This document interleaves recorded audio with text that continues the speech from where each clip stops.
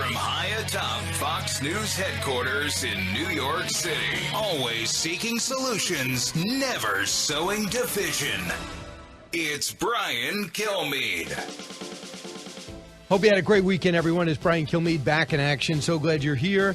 Special thanks to everyone who met me up in Rochester over the weekend, and then Saturday, and then on Thursday, I was on Long Island in Bayshore at Barnes & Noble there, so Barnes & Noble in Rochester too, so it was just great.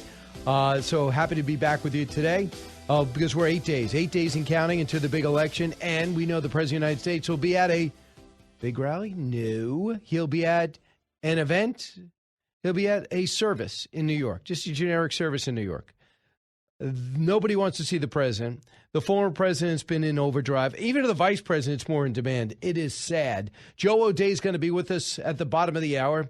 He is being surprisingly formidable in Colorado while being anti-Trump. And Michael Bennett's vulnerable there. We'll see if Colorado wants to respond to the Republican Party. And then next, Lindsey Graham from South Carolina. So let's get to the big three.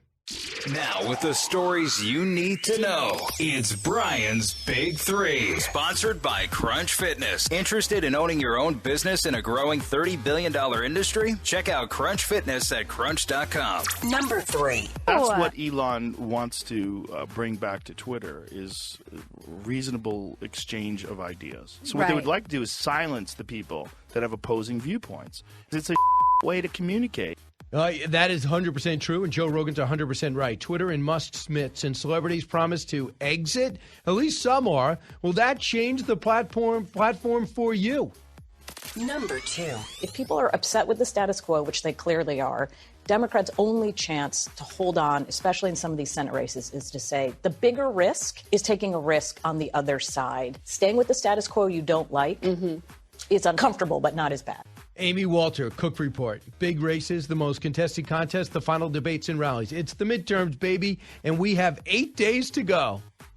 Number 1. There's a lot of movement in these last couple weeks with undecided voters, and we've seen the bases be excited for their candidates. But undecided voters, as Kellyanne knows, tend to vote on the pocketbook issues, on the economy, and the economy isn't in good shape. Josh Krasher on the Axios talking about what he has found. The economy is overwhelmingly all other issues is take a backseat. Dems remain bogged down on abortion and Trump and putting so many bright blue seats in play. It's the right way. Is the right wing wave now undeniable, or can Obama save the day? And that's the question. President Obama speaking everywhere, over Wisconsin, over in Michigan. He's going to be in Pennsylvania. And President Biden is a terrible speaker, doesn't know where to come and go. He yells the whole time. And his track record's terrible. The Inflation Reduction Act is green energy. If you look at all the studies, and I'll give you the latest one from ABC. Economy, 28% of the people say the economy is number one issue. 16%, 22% say inflation's the number one issue. You combine them, it's over 50%. Abortion's third at 16%. That's way away. Guns, 7%. Republicans came to the table on guns. Climate change, 5%. That's the problem. President Biden says, look at all I've done. You go, yeah, look at all you've done. Do you know we're running out of diesel and natural gas? You know how much gas is, or oil we don't want to drill? So over the weekend, some stunning news if you see it. On Friday, they decide, or Thursday night, they decide to have a rally with Ron DeSantis on Saturday with Lee Zeldin. By Saturday, they went from zero. They had to shut down the ticket request at 7,000, end up between 10 and 12,000 in a parking lot on a Saturday night on Long Island. That's Lee Zeldin, the guy that was 24 points away 6 weeks ago as governor of New York. That's stunning to me. Fast forward, Kathy Hochul with the First Lady, about 175 people claiming that Lee Zeldin is going to ban abortions if he's governor, and he's going to make Donald Trump essentially his running mate, which is not true. He's shown unbelievable flexibility and allegiance to working with Governor Adams and saying abortion will stay what abortion is, because that's what this state is, despite him being pro-life. I'm stunned, personally, that it hasn't been an awesome pivot to the economy and what you're going to do, and maybe talking about some of the things that you claim to have done that are going to be delayed. But right now, you're going to watch the Fed up interest rates another 0.75%. So now the average interest rate for a home that you might want to buy, 7%. A few months ago, it was 3.5. Here's Governor Chris Christie. Can't believe how the Democrats are missing it. Cut 4. Look, I think the economy overall is the biggest issue, as you said in your piece. That's touching everywhere. In the last couple of weeks, I've been everywhere from Oregon to Rhode Island, and you hear about inflation first and foremost from everybody. Crime is more localized in certain places. When I was campaigning in the Hudson Valley in New York for House candidates, crime was more important issue to them than inflation. But in Oregon, inflation was even bigger, despite some of the things that have happened in Portland. And in Oregon, homelessness is a huge issue there, and one that's become the centerpiece of the governor's race there. Homelessness is huge. And I don't discuss that much, and I should. And what you do is you have Austin, which is getting it under control, believe it or not. I understand, but as long as it exists, it's bad. But, they're overwhelmingly Santa Monica, overwhelming in New York City, overwhelming Union Station in Washington, D.C. And when it becomes so overwhelming, you got to repopulate an entire city with homelessness. And what I'm finding, New Orleans, too, for example, what you're finding is that people aren't necessarily missing rent payments and kicked out. Some of these people are on drugs and violently or mentally ill. The other thing is they just want to live off the grid. You got to be telling people you can't do that. Not going to happen. All of this leads to people saying we got to have a change because of Republicans, for the most part, to a man or a woman, are saying, you really like what's going on here? 79% of Americans, when asked, think the nation right now think things are out of control, which leads many people to think they'll make a change. Josh Kraushaar, as I said, and you heard in the Big Three, talks about where this all is trending. Cut 6. There's a lot of movement in these last couple of weeks with undecided voters, and we've seen the bases be excited for their candidates. But undecided voters, as Kellyanne knows, tend to vote on the pocketbook issues, on the economy, and the economy isn't in good shape. So we're seeing in a lot of these close races, the undecided voters in these final few weeks breaking towards the Republican Party. They're not satisfied with the direction of the country. The Senate map is getting a little bit bigger than we thought a few weeks ago. We're seeing tens and millions of dollars spent in districts that Joe Biden carried by double digits. You're seeing a big map and a map that's moving more and more into bluer territory. Here's some of those districts that Josh just referred to. California 26th District. Julia Brownlee is sounding the alarm to colleagues about her surprisingly competitive race against Matt Jacobs. And they're getting money into there from the Republican Party. 25th District in New York. Joe Morelli faces Rochester Police Chief LaRon Singletary, who I saw over the weekend, a great guy, who's gathering headlines in 2020 when he was fired after the death of a man in police custody as crime has emerged as a top issue.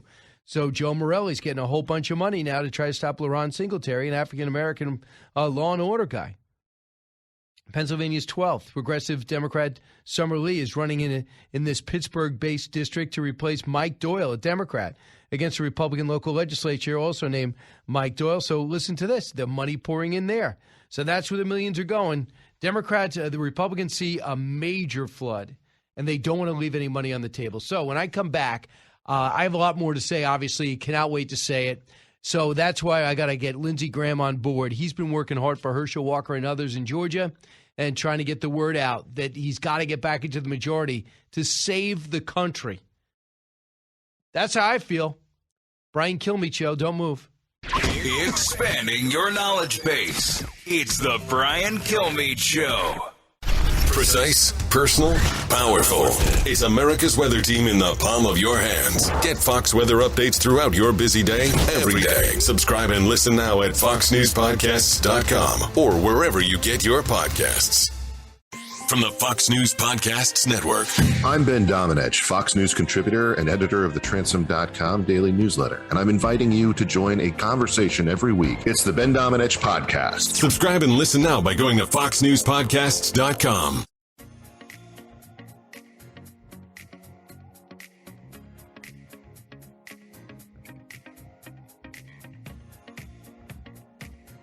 He's so busy, he'll make your head spin. It's Brian Kilmeade. Why is the former president making this case and not the current president? So I would disagree with that characterization of your question or how it was characterized there. The president has been talking about this almost every day for months now. He's been talking about the choices that are at stake here, right. Which is... But we all know the truth. The president is a terrible speaker. He's angry all the time. And his record, he does have things on his record, but none of them are helping Americans, I would argue. Senator Lindsey Graham with me now, working extremely hard to turn the Senate red and get back into the majority. Senator, why don't we see Joe Biden out there? Am I wrong in my assessment? Well, politics is a business, right? If you're a candidate in one of these close races for Senate as a Democrat and someone told you, hey, Joe Biden just showed up to help you, you literally would jump out a window. He's at 40% approval rating. 70% of the people think the country's going in the wrong direction. He's the last person you need on your campaign to help you try to stay in office if you're a Democrat. And the reason we're going to do well, Brian, is the backlash against this Biden agenda. No doubt about it. And when I've been talking about foreign policy, where we've alienated Saudi Arabia and Iran, at the same time give a stiff arm to the Israelis, at the same time left Afghanistan to become terror university.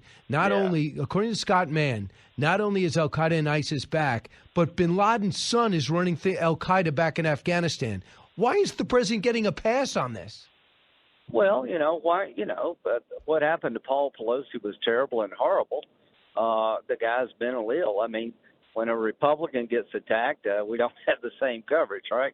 So I am pulling for Paul Pelosi to fully recover and, bring the weight of the law down on the offender here. But the reason we're not hearing anything about Afghanistan is that the liberal media is an extension of the Democratic Party.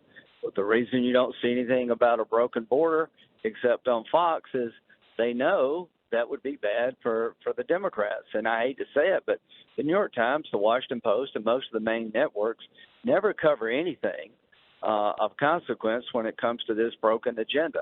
You got a broken border. You got terrorists back in charge of Afghanistan. You got Putin trying to rewrite the map of Europe by force. All this happened on Biden's watch. You wouldn't know it if you watched the mainstream media. Right. The other thing is Brazil just switched back to this corrupt leader who went in jail for embezzlement and more. And he's an extreme leftist who's going to just give up his country to China. And the president salutes him on his big victory? Well, you got a guy left of center, one in Colombia. So there's a backlash in Europe by conservatives against the liberal agenda being pushed in Europe, and there's a backlash here. I don't know what's going to happen in Central and South America, but the reason we're going to do well a week from tomorrow is because the public does not buy what the Democrats are selling. This is a backlash election, and the only reason it's still competitive is the amount of money Democrats are able to raise. Herschel Walker's been outraised $38 million to $130. Blake Masters raised $12 million, and Mark Kelly's raised $82. We've got to close the gap. So I've got a website called lindseygraham.com. Any money you send me goes to the 5 top races: Pennsylvania, Arizona, Wisconsin, Nevada. The top 5 races: Arizona, Georgia, Pennsylvania, Wisconsin, Nevada. I'm going to split the money evenly. We did real well this morning on Fox and Friends. And if conservative people don't give a little bit, right, we're getting creamed. Well, I'll tell you what, Mitch McConnell, who I know you're friendly with, just pulled money away from Blake Masters and basically said, let Peter Thiel do it. Why? I don't get it. Listen, Blake, why is that okay? Blake is going to – it's not okay. So Blake Masters, and Mitch has raised a lot of money. I appreciate what Mitch is doing. But when an outside group like the Senate Leadership Fund buys an ad, it's 4 times more expensive than if Blake can buy it himself. So every dollar that I raise talking like this goes to Blake, and he can get 4 times the bang for the buck. But Blake Masters is going to win. I spent a day and a half with him.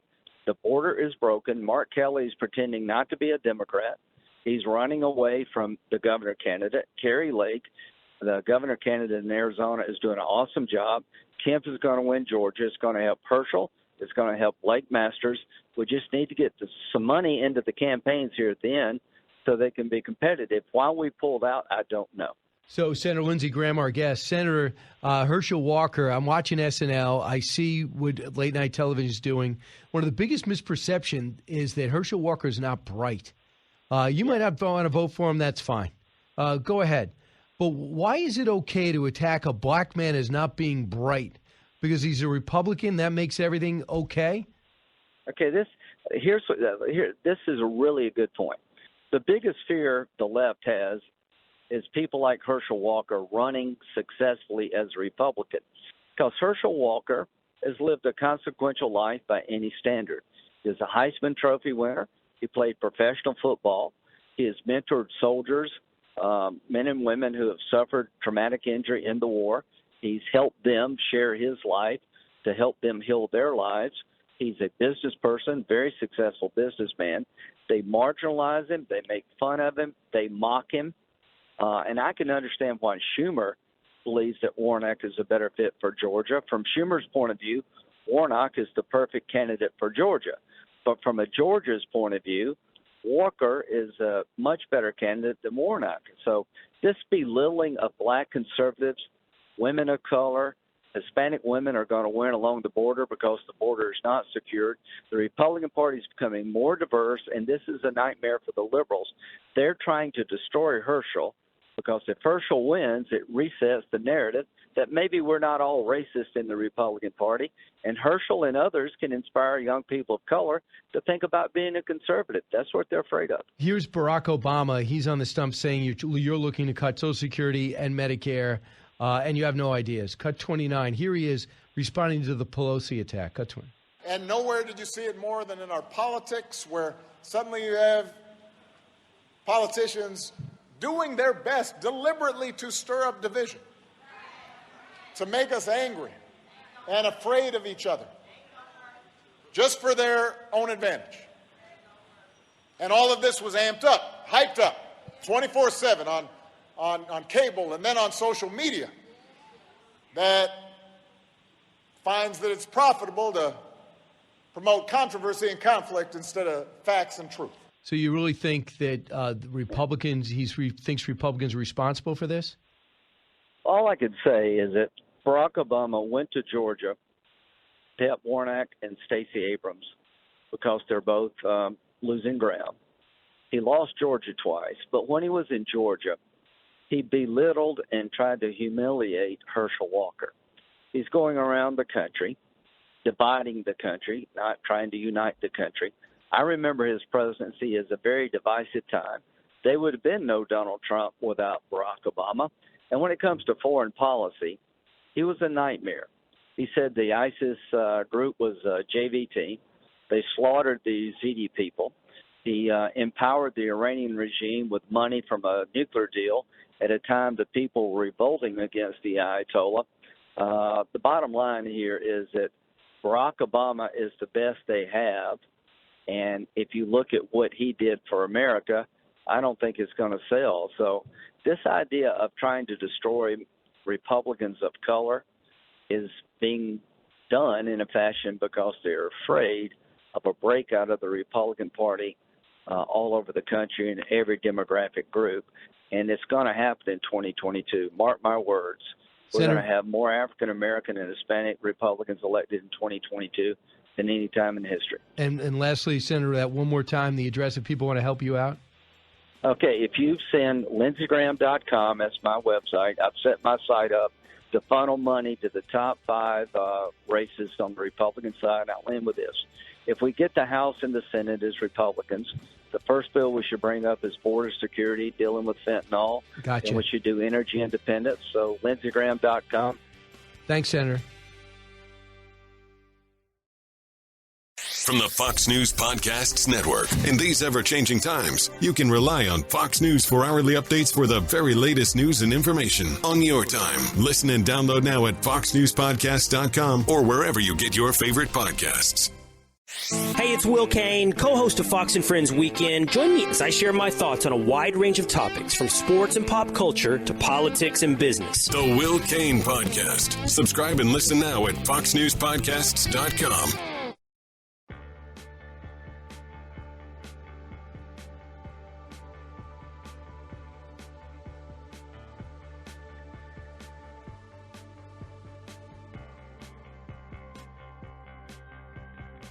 Information you want. Truth you demand. This is the Brian Kilmeade Show. You've been crying over and over again about the condition of the oil and gas industry. You started off the debate saying that today. This week we learned that they've got record profits at Exxon, record profits at Shell.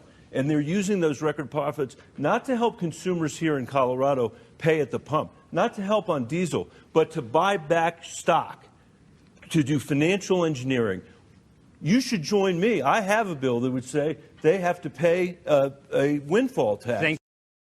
So what was his answer to that? That was Michael Bennet desperately trying to get 6 more years in that seat. Joe O'Dea is trying to change that, the Republican from Colorado. Joe, welcome back. Brian, thanks for having me on. He had no answers. We'll answer that question. How did you answer that question? Well, what I told him is get out of the way. Let's get the supply going again, and let's start to turn on the faucet here in Colorado. We've got the cleanest natural gas molecule in the world, and we should be producing it right here, and he has no answers. All he talks about is how he wants to limit this, limit that. He wants to spend money every time we turn around. He's solely responsible for the $1.9 trillion that they threw into the market that caused this record inflation. He didn't want to talk about any of it. So when it comes to the oil and gas companies, they're almost prevented from drilling on federal land. And then on top of that, the permitting process to make it happen, it's got to be financially feasible to take a shot and decide to drill and excavate. And then when you tell big-time financial firms not to invest in oil and gas, then you basically have them stand pat. So they have a rare commodity. They can't now be sold. They can be sold for a much higher price. So you're making their commodity more valuable by not allowing them to make more of it. So down the line, it's not up to these companies to tell a gas delivery company to make less, the gas stations to make less. There's very little profit in all this, all the way down the chain. They have not made any effort to understand the business. And they don't. And he continues to pass policies that just are crushing working Americans. And I called him on it the other night. I asked him, I said, do you regret all this spending that you've dumped into the market that's caused record inflation? And he just fumbled. He didn't step up and say, yes, we regret it. What he said, he doubled down and said, no, those are great policies. The guy is lost. He's been there 13 years. He's one of the most ineffective senators that's ever been in the Senate, and he's looking for 6 more years. They're outspending me 4-1 here in Colorado. It's unbelievable the amount of money they're dumping in this to try and keep this guy in office. I hope your listeners will help me. JoeO'Dea.com, JoeOdea.com. We're running one heck of a race here in Colorado. We've built a huge coalition. I'm getting across the state one more time. We're headed for Durango this morning. Hey, Joe, you decided in college you ended up going to the construction business. Why'd you do that? Well, I wanted to build things. I wanted to make, our world better. And my wife and I got into that business years ago. It's a great business because there's a lot of people there, working Americans, that you get to share your day with. Right. And I got to tell you, we built a huge team, over 300 families that work at Concrete Express right now. And I just enjoy the people. I got to tell you, man, it's been a great business. So when you actually have a business, take risks, buy land, get an office, furnish that office, go out and get contracts, fulfill those contracts, deal with people on a daily basis, set up a human resources department, how does that get you ready, do you think, for this job and maybe better prepared? Well, I've been on the back end of every one of these policies that politicians like Bennett passed, and I'm the one that has, I'm a business owner. I got to deal with it. And so I've seen the backside of this. Every time they turn around, I call it death by 1,000 cuts. Every time they turn around, they pass a new rule or a new law. I got to tell you, half the time when I'm filling out the paperwork, I wonder whether anybody actually looks at it. We're trying to run a business despite the fact that government is in our business every day. And that's why I'm qualified. I know the effect of every one of these policies. So we need to get government out of our way. And that's why I got in this race. So you got in the race and you're campaigning, but you have to win over Democrats to be successful, definitely independents, and Democrats to be successful in Colorado. How have you done that? Well, we're just talking about the issues that are affecting working Americans here. It's the economy. the price of gas. It's the price of diesel. It's the price of groceries. We've got record crime here in Colorado. It's up 30%. We're number one in stolen vehicles. We're number one in bank robberies. We're number 3 state in violent crime. That's what working Americans here in Colorado are talking about. And I just continue to pound on those issues because that's what's important to us. But I got to tell you, we've got Democrats that have donated to my campaign. I was in Pueblo last night. We had a rally, and I had 4 or 5 people come up and say, "Hey, I vote Democrat all the time, but I'm voting for you, Joe, because we got to have a change."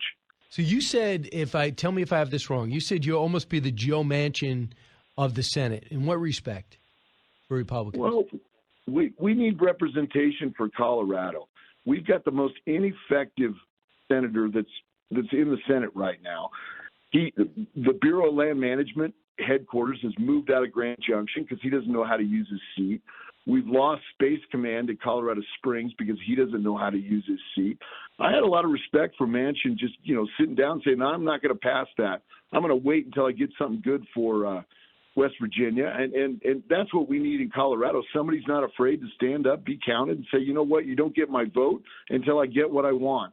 And that's what we need here in Colorado. You're saying you're going to stand up to your own party? Every day. I'm going to stand up for Colorado. That's why I'm in this race, is we need representation for Colorado. So here's what Senator Chris Coons says about the state of the game as he sees it. If he can express it, he thinks Democrats will be successful. This is the man that replaced Joe Biden in the Senate. Cut 2. Inflation is worse in the United Kingdom, in the European Union, because of the ongoing impacts of the COVID pandemic and Russia's war of aggression against Ukraine.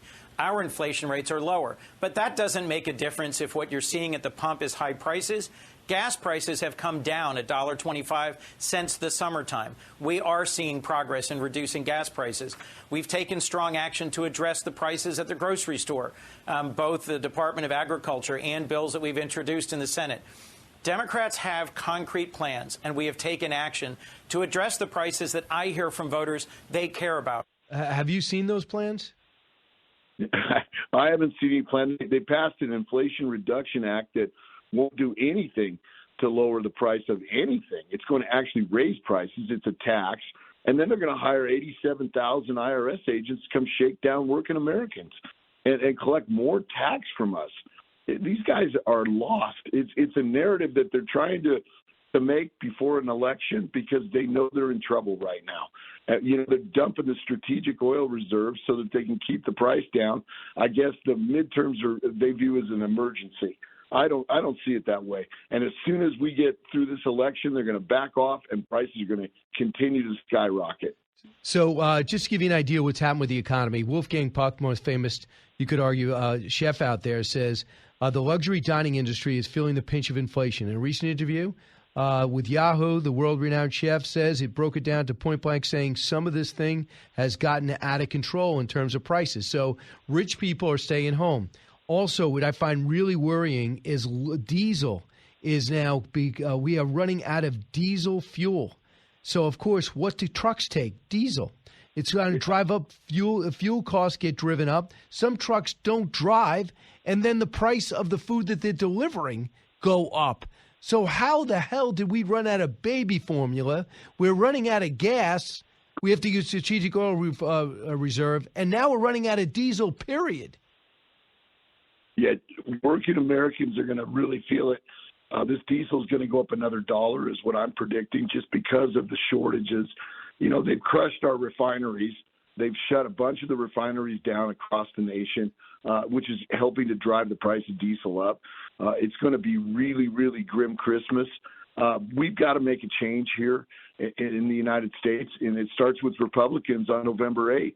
I hope your listeners will help me. It's joeodea.com, joeodea.com. Like I said, he's outspending me 4-1. They don't want to see me in the U.S. Senate because they know I'm going to bring policies that are going to bring relief to working Americans.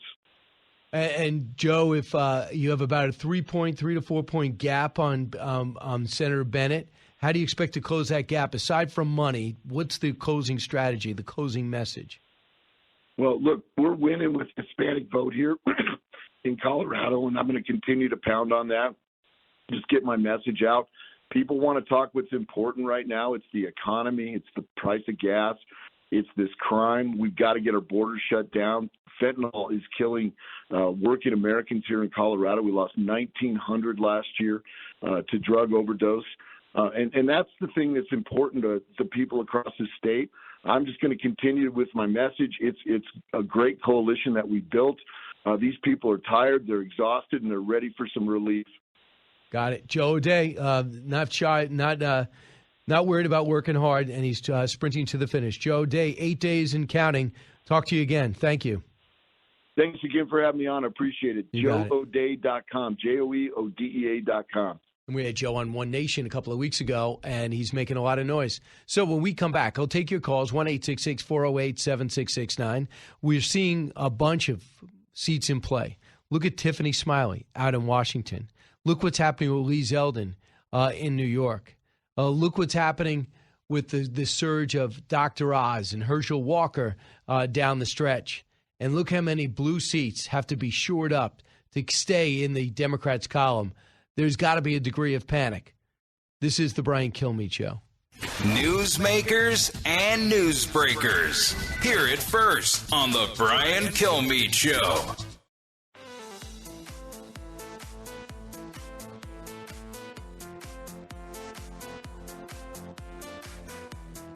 From his mouth to your ears, it's Brian Kilmeade. Fetterman began his opening statement by saying, "Good night, everybody." It was a bizarre moment that debate watchers called his high point. I honestly don't understand why Fetterman was allowed to do this debate. Who's his campaign manager? The Miami Dolphins concussion doctor? And by the way, it's not like Dr. Oz did great. He just did slightly better than a recent stroke victim. Not true. And there was also in the cold open, I was amazed. And I put this on Twitter. I just could not believe I'm watching a cold open. All they did is rip Republicans. I said, wait a second. I mean, we know where you stand to the left, but you know the perceptions out there that SNL has become just a left-wing organ like all of late-night television outside Greg Gutfeld. And you start a cold open by ripping Dr. Oz and talking about how dumb Herschel Walker is? Really? And you heard me at that question I gave to Lindsey Graham. You know, for the longest time, I never felt comfortable ripping, just saying anyone's dumb or not dumb. They have different views, whatever. If I think their views are dumb, I'll just say, well, I don't agree with you. I don't really judge, especially when you're an adult and we're not getting grades. No one's really dumb. But to go out of your way and say Jimmy Kimmel that Herschel Walker's head is full of rocks and of course, just say that he's just talking gibberish in the cold open. And there was a time in which people, and that time is we're in it. We're afraid to make it seem as though African Americans are dumber than white people. And now all of a sudden you have no problem taking a guy that grew up with absolutely nothing, literally used to train without shoes on as a fat kid in grammar school, ends up being this incredible athlete, self-taught. I'm sure he had great ability naturally, but he never touched a weight in his life. He had no money to join a gym. Next thing you know, he's at Georgia and one of the best college football players ever, and who was tying Carl Lewis in track and field without taking a dime to keep his amateur status. So we know, and then he does bobsled in UFC. So this guy's got great success, and then he goes into business, has huge success, and then you just call him dumb the whole time. And then you mock him on SNL the whole time. I'm just astounded that more people aren't upset by this. And every time it happens, I mean, Raphael Warnock, did you watch him in the debate? I've watched about a half hour of that debate. You know how many times Warnock just stared straight ahead, had no idea what he was going to say? This is a reverend who's used to speaking off the cuff, you would think. And Herschel Walker, I spent a day and a half with him, interviewed him maybe 25 times. I've never walked away thinking that guy's dumb, ever. So you don't want to vote for him, that's fine. You got a problem with his personal life and what he said. Okay, go ahead. But to go around, oh, he's dumb. All right. You know, there was a big controversy in football, and this was done totally in a naive way. They said every time a black quarterback's good in the NFL, they said, well, he's a great athlete. And every time a white quarterback was good, they said he's how smart he is and how he's great at breaking down defenses.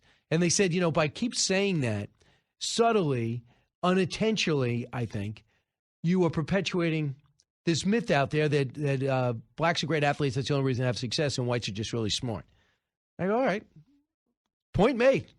Warren Moon was not a great runner. He was a very smart quarterback, black quarterback. Doug Williams was a pocket passer, smart quarterback. Randall Cunningham was this great runner. We know about all the great runners in the league right now. By the way, one of the best is Daniel Jones. Last time I checked, he's a white guy. But I'm very cognizant of that.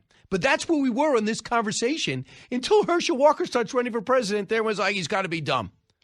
All right, good luck with that. I'm not going to do that. Looks like total hypocrite. So, and I wouldn't stand for it. And you don't want to be too defensive, you Herschel, but he went back at Barack Obama really strong over the weekend in great confidence. So we'll talk about that. The other thing that happened over the weekend, I want you to hear this, and it's really, if you could see it, it is a benefit concert for those who are wiped out by Hurricane Ian. And the governor was there. Luke Bryan performed. Listen to the response. We're going to have some fun, and we're going to raise some money tonight for the great state of Florida. All right? Ladies and gentlemen, welcome to the stage, Governor Ron DeSantis. Ron DeSantis gets a huge round of applause. I believe it was in Jacksonville that they had this, and he's extremely popular in the state in most places. He's going to win by about 12 points after winning by 1. Probably run for president. So Luke Bryan, probably the hottest country star for the last 15 years. I think he leans left. If you ask me, that's what I heard. But he's a fantastic host of the Country Music Awards. He had to come back. He got so much blowback because it looked like he was endorsing Governor DeSantis that he had to put out a statement. And I'm upset by the statement. He said, I typically don't respond to stuff when I'm getting run down on social media platforms. But here's the deal. I understand Governor Ron DeSantis is a very polarizing figure. But I grew up in a country where if a governor asks you if they can come and raise awareness to help victims of a natural disaster, you help. And he goes on. I understand Ron DeSantis is a polarizing figure. Yeah. I don't know. The way Barack Obama, is he polarizing? Donald Trump is polarizing. Bill Clinton polarizing? Hillary Clinton? Yeah. No. You understand that he's a Republican governor and we're in an election cycle. That's fine. Polarizing figure. Why? Because he took on Disney? Because Disney was trying to make him be politically correct and thought it was, then they mislabeled the bill, Don't Say Gay bill, and he put that out there? Why? Because he cracked down on, because, listen, we're in election season. I'm not endorsing anyone. Ron DeSantis is a good guy. Obviously, it was, for him to apologize, I think it's a bad state. For Jason Aldean and his wife to apologize is crazy, and they haven't. Be like Rob Schneider. The hell with it. This is what I think, and this is what I'll say. Come on, Luke. Stand up. Don't apologize. If you are for a Democrat, do it. Dave Matthews get any blowback for helping out Fetterman? No, he didn't. From the Fox News radio studios in Midtown Manhattan, it's the fastest growing radio talk show. Brian Kilmeade.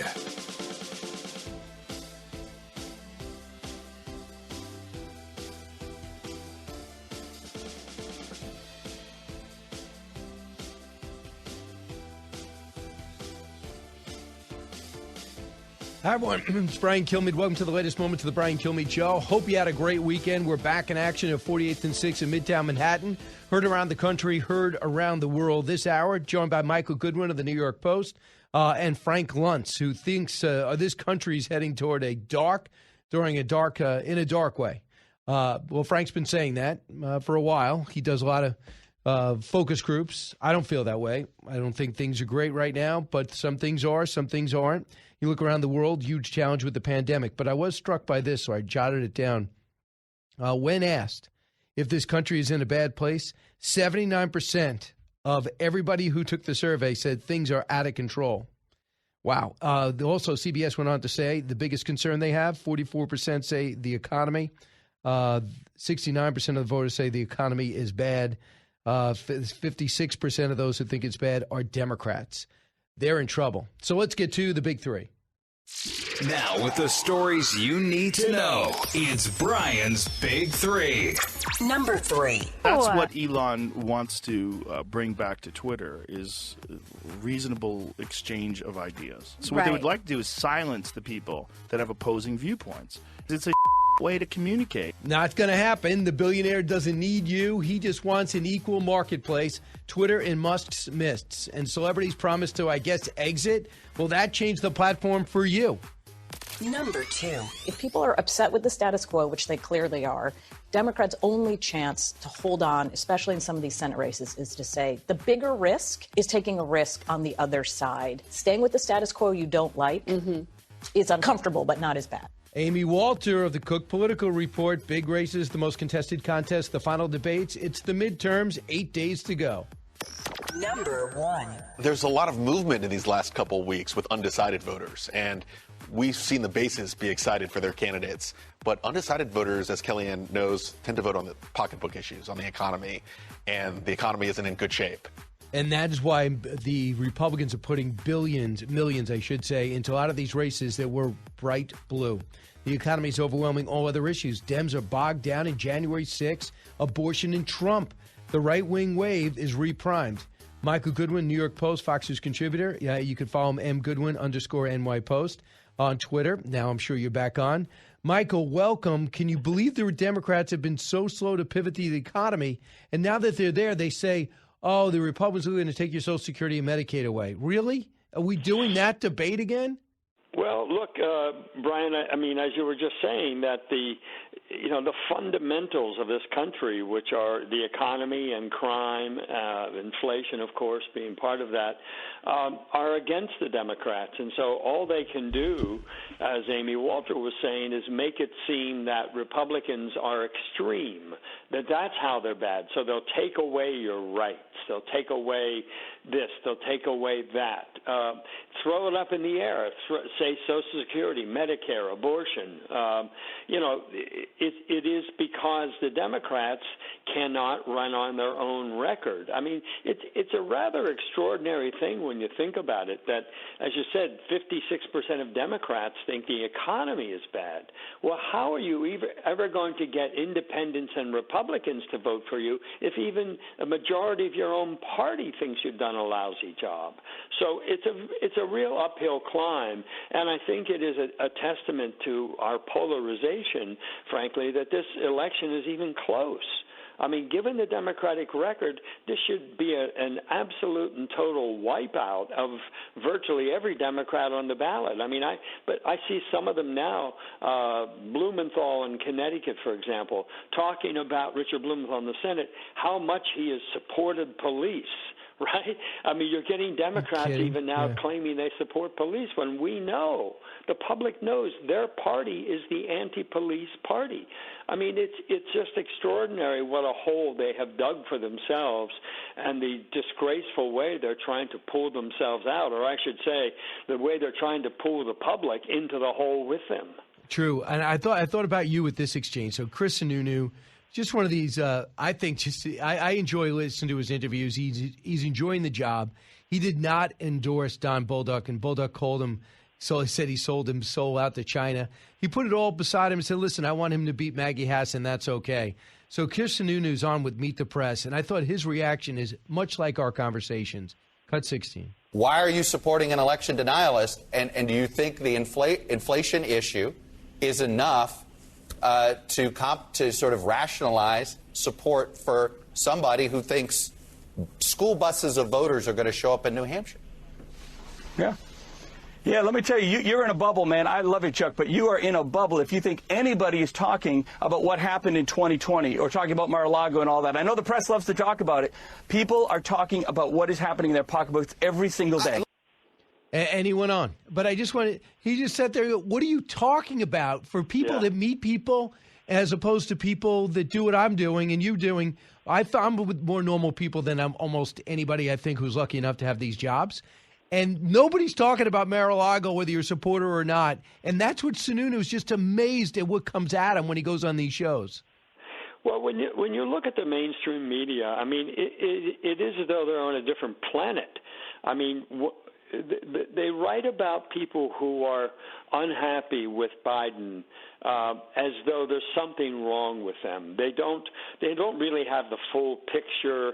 Maybe they're just election deniers. Maybe they're climate deniers. I think they're Biden deniers. I think that's what it is. I think they figured out Joe Biden. They figured out the Democratic Party. I mean, but it is the everlasting shame, Brian, of people like Chuck Todd, of the networks. I mean, you cannot you don't see anything on them that reflects the real depth of understanding and the sense of disillusionment with Washington. And this notion that somehow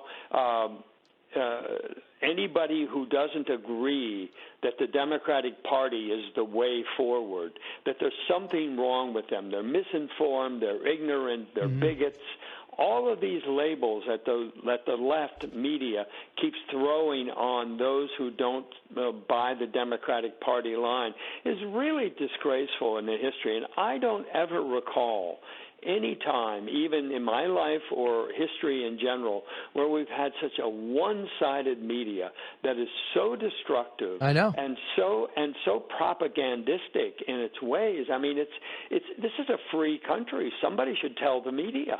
Oh, that's why I'm so encouraged about Elon Musk. I don't care if Elon Musk agrees with me. I like the fact that he is going to undo the algorithms and let people go and make sure it doesn't lead to violence or any type of there'll be standards, but it won't be because you're conservative. You're going to be shadow banned, which I never even heard of before Donald Trump Jr. was shadow banned, and now it happens all the time. It'll make Facebook stand out for doing just that. So I want to fast forward to this horrible attack on Paul Pelosi. The way we understand it as of now, this David Pepe goes into the house, breaks into the house, saying, "Where's Nancy?" And then he's got a hammer, and they start fighting. He bangs the guy's skull. Paul Pelosi ends up calling 911, being very smart about it. They come in, they wrestle the guy to the ground, not before being brought to the hospital, gets hit over the head and attacked. Could have been a lot worse. Looking at this guy's background, you know that he has BLM and pride flags out there. You also know that he's got he is evidently for QAnon or other things. He's out of his mind. He's also a nudist. So listen to listen to Joe Biden when he to condemn, I guess, Republicans. Cut 28. You know, it's one thing to condemn the violence, but you can't condemn the violence unless you condemn those people who continue to argue the election was not real, that it's being stolen, that all the malarkey that's being put out there to undermine democracy. Right, and then you have Barack Obama. Cut 29. And nowhere did you see it more than in our politics, where suddenly you have politicians doing their best deliberately to stir up division, to make us angry and afraid of each other, just for their own advantage. And all of this was amped up, hyped up, 24/7 on cable and then on social. Right, of course. So he's trying to explain away this guy's behavior when he has abused his kids. He is a Green Party registered public nudity activist. He's from Canada. He's upset about the Ukraine war. He is all over the place. But it didn't stop Hillary Clinton from saying the Republican Party and the mouthpiece now regularly spread hate and deranged conspiracy theories. It is shocking, but not surprising that violence is the result. Are you kidding me? Well, Brian, I think it just speaks to their desperation. And finally, with Joe Biden attacking election deniers, I think he should leave Stacey Abrams alone. I know. And Hillary Clinton. Yeah, that's right. We all know that Donald Trump is an illegitimate president. Yes. And this, look, I'll tell you, there's an old story that I heard. It's obviously fictional, but it's the story of a New Jersey town that had a population that was 10% Jewish and 90% Irish. And there's an election for mayor, one Jewish candidate, one Irish candidate, and the Irish candidate wins 90% of the vote, and the Jewish candidate gets 10% of the vote, whereupon the Irish victor deplores the clannishness of the Jews. And it's always struck me that everybody is always deploring the clannishness of the other side. We're going through these processes. Every election is Barack Obama is trotted out of his glorious retirement to talk about politicians who are demonizing and scaring people. Well, that's what all politicians do. Every politician tries to scare the other side to a certain extent. And you get desperate when that's all you have. That's the problem for Democrats now. They have nothing but fear. Everything is working against them. The economy, the sense of security with crime and the border, and just the world stage where it looks like everything is sort of hanging by a very thin Michael, thread. look at this. Here's an example. We know what happened in Afghanistan. Do you know right now ISIS and Al-Qaeda are back with a furor? Do you know that bin Laden's son is now a major player in Al-Qaeda back in Afghanistan? Do you know what that does to the men and women who lost their lives, their friends, or were severely mentally damaged for their days in sacrifice in Afghanistan? Do you know that this president just congratulated Lula for winning a Brazilian election, who was mentored by Fidel Castro, was jailed for corruption, is going to turn that country over to China? He's basically allowed South and Central America to be dominated by socialists and communists and the Chinese. You know, I mean, Joe Biden makes no sense, right? I mean, he never makes much sense. And so, look, we're stuck in this era right now where we're at each other's throats. And look, even if Republicans pull off a big victory next week and take both houses of Congress, that's not going to solve problems like this. It'll make policies better, or at least make them less bad in the short term. But we do have a divided country, and I don't see any clear way out. I don't see any single person who can even be a consensus president yet, where you could get 60%, let's say. That's the whole thing about the Senate rule on obstruction, that you need 60 votes, right, the filibuster. It was always about a consensus. You needed to have a consensus. We don't have a consensus on very much in this country, and that's something I hope that the Republicans, if they win next week, can begin to build. Absolutely, but that's the only way out of this. But, Michael, here's the thing, and conservatives have to give. When they elect somebody, sometimes they have to do deals. Conservatives want to throw you out as soon as you show any give and take. They did it with Cornyn and guns. So, you know, the minute you say, okay, I'll meet you halfway, Lindsey Graham, they go after him all the time because you got to get something done. Now, with Joe Biden, if he loses both houses, he's going to want people confirmed. So, Joe, you want to get these confirmed? Good. We got to stop with the 87,000 IRS agents. That's got to stop. I need that water built. That wall built. We already paid for it. I want to see that that's done. There's going to have to be some give and take. So when that cabinet officer gets confirmed, you can't vote that person out because they made a deal. So the Republicans got to show some give at points. Not all the time, but to get stuff done. And look, I think historically they will. I mean, they have, and I believe they will under with guns the right and infrastructure. circumstances. I mean, it's the Democrats who walk in lockstep. Republicans always have a few who will cross over. I mean, look at the infrastructure bill. That was the kind of thing where Republicans cross over. You don't see Democrats. I mean, I do think one of the distinction between the two political parties today, Brian, is that the Democrats will unite behind another Democrat for almost everything. Republicans will peel off. You'll get 4 or 5 or 10 or 12, depending on the House, will peel off. There's no Mitt Romney among Democrats. There's no Senator Collins like that. There's no Murkowski. Or Collins, right? There's nobody like that in the Democratic Party. Well, you got Manchin and was Sinema. The closest it came, and that was out of the blue. And then in the end, he gave in anyway, right? So that's a big difference between the parties right now. Yeah, I would hope, hopefully people feel that what I just said. A lot of people are mad at me for even saying that on the right. When I say that, people are like, no, you don't give in. If you believe in something. Well, that's not the way our system's set up. Senator Fetterman, to me, eliminated himself when he said, I'm going to get rid of the filibuster. I mean, that is the type of divisive rhetoric that people of Pennsylvania, to me, I don't think would go for, but we'll find out soon. Michael, always great. Thank you. My pleasure, Brian. Thank you. All right, Frank Luntz is coming up in 10 minutes, but next you, 1-866-408-7669. You're listening to The Brian Kilmeade Show. So glad you're here.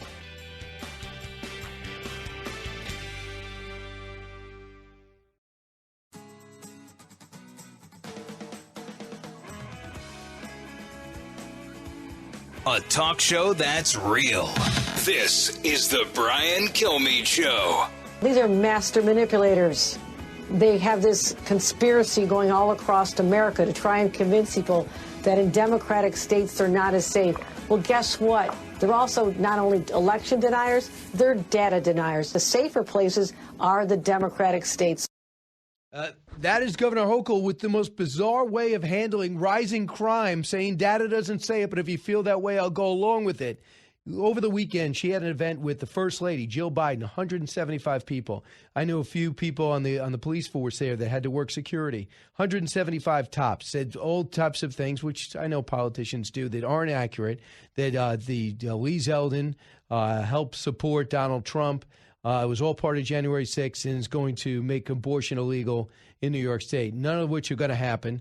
Number two, on Saturday night, Sunday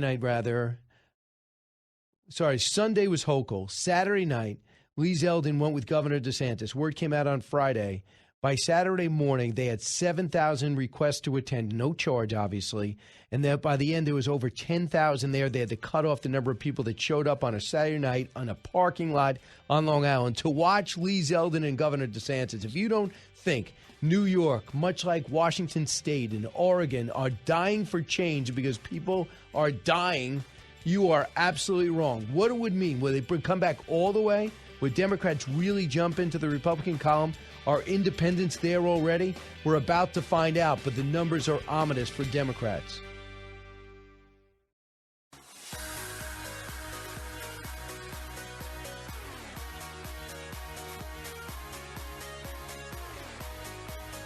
A radio show like no other. It's Brian Kilmeade. I think it goes to the Republicans narrowly, but it's going to be a very interesting, not just night, but potentially several days and could be a month.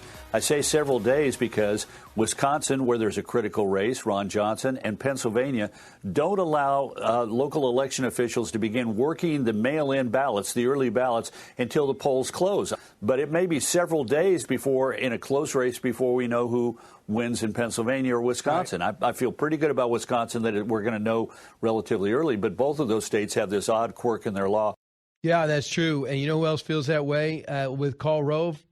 My next guest, Frank Luntz. Frank Luntz, as you know, is an outstanding pollster, big-time personality, and is concerned that people are going to get very impatient as we count the ballots. And, Frank, not only that, you're concerned about how close these races are likely to be. Why? Well, I think Pennsylvania is going to be ground zero for this. And I remember what happened in 2020. 10 p.m., 11 p.m., midnight. Trump moved out to a very early lead. It was significant. It's because they were counting the ballots of people who voted that day. And as the percentage came in and they got later and later, it looked more and more likely that the president was going to win Pennsylvania. But that's because they don't count their early votes and their paper ballots until late at night or even early the next morning. By law, Pennsylvania does not. You have to close the actual election day voting before you can count all those other ballots. So it's misleading.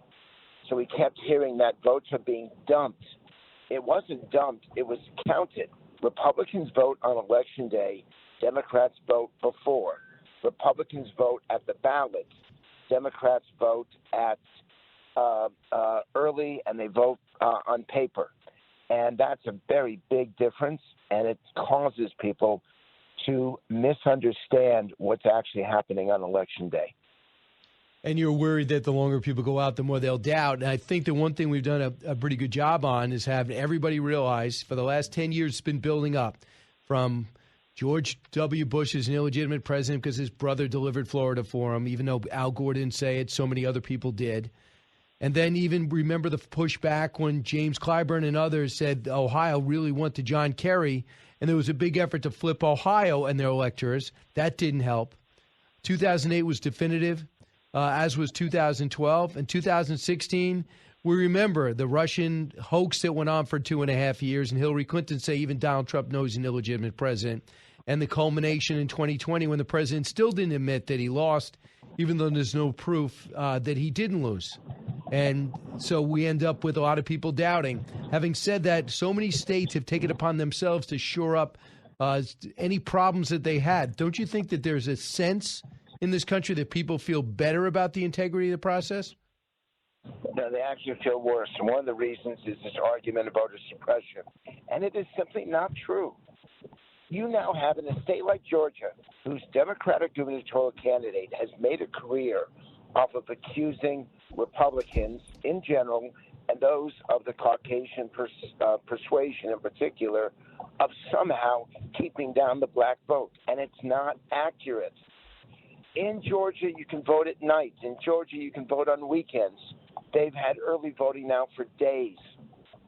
It blows the mind, the idea that we don't have a single election day. We don't even have an election week anymore. And that still you have this argument, and it's simply a political argument. It's a racial argument designed to separate people. It is easier in America than it's ever been to vote. This idea of voter suppression is a lie, and it's very frustrating to me because I know what it does to the confidence in democracy and the respect for and appreciation of our electoral process. No, I hear you. True, too. And I hope Stacey Abrams in particular, then she denies that she ever denied it, which is crazy. I want you to hear what Bill Maher said and tell me if this resonates with you about the Paul Pelosi attack and what led to these crazed lunatics doing what they did to Steve Scalise and, in this case, Paul Pelosi. Cut 30. When you tell people that they can't be heard, they don't go away. Donald Trump has been off Twitter. He didn't go away. He's going to absolutely get the Republican nomination next time. And his people, they didn't go away either. They didn't self-deport because he wasn't on Twitter. And you see, there was an attack at a drag queen story hour at a Portland pub. I don't know why people are bringing their children to a pub, but okay. Then Nancy Pelosi, somebody attacked her thinking she was home. She was not. Her husband got attacked in his home. You know, this is this cold civil war that we're in, that we've been hearing about. This is civil war. It's not going to be like the last civil war. It's going to be this kind of stuff. And I think when you shut off that valve of letting people talk, I think that stuff only gets worse. And maybe Elon Musk could be the beginning of opening that up again. What do you think about Bill Maher's assessment? I think he's right. But he and I had an argument over 2016 and the way that he was treating the people who, when they were voting Democrat, when they were low income, low education, and they were voting Democrat, they were heroes. Suddenly, when they start to vote Republican, when they voted for Trump, they were demonized. The whole idea of a basket of deplorables. And so I'm grateful to listen to Maher say that now. I wish he'd heard this back in 2016. But we have to get a grip in this country. We are so fortunate to have the process that we have. We are so blessed with a electoral process that the world still looks at or did look at as being better than any other. And we are losing it right now. And we need elected officials to pay attention, to stop insulting the people who vote and start appreciating that we may be an election or two away from really watching this thing break apart. Frank Lentz, our guest. Frank, a couple of things are happening. The other thing I think adds to the angst is when you say, I get elected, I'm going to blow up the filibuster, I'm going to add 2 states and have a permanent majority in the Senate. We keep hearing, going to pack the courts. So then you attack the institutions. You're right. You're right, and you're intellectually right. It's not just emotionally right. That there were people who thought, my God, what Biden's going to do if he has the ability to completely rearrange the political process, the Senate process, and the Supreme Court, of course people get angry because they think that the fix is in. They think that their system is corrupt, and it has stopped listening to them. And you know what?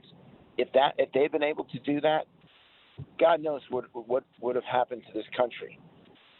So, Brian, this is a message. This is a lesson.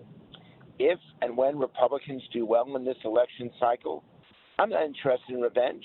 I don't think the goal is to get mad. The goal isn't to get even. The goal is to get ahead, to do those policies, to restore respect for the rule of law, to restore respect for our men and women in uniform, to restore respect for our military, to restore an appreciation that it's your money, not the government's money. It's to promote a philosophy of freedom rather than to seek revenge over what's happened over the last 2 years. I want Republicans to succeed I don't think the goal should be to punish Democrats and ensure they fail. Absolutely, because Republicans ultimately pay the price, and then it's whoever gets in power punishes the other, and it's a bad cycle. And I just think that the beginning of a compromise. Well, one thing would have to come if they lose both chambers. You know our system works, Frank, better than almost anybody.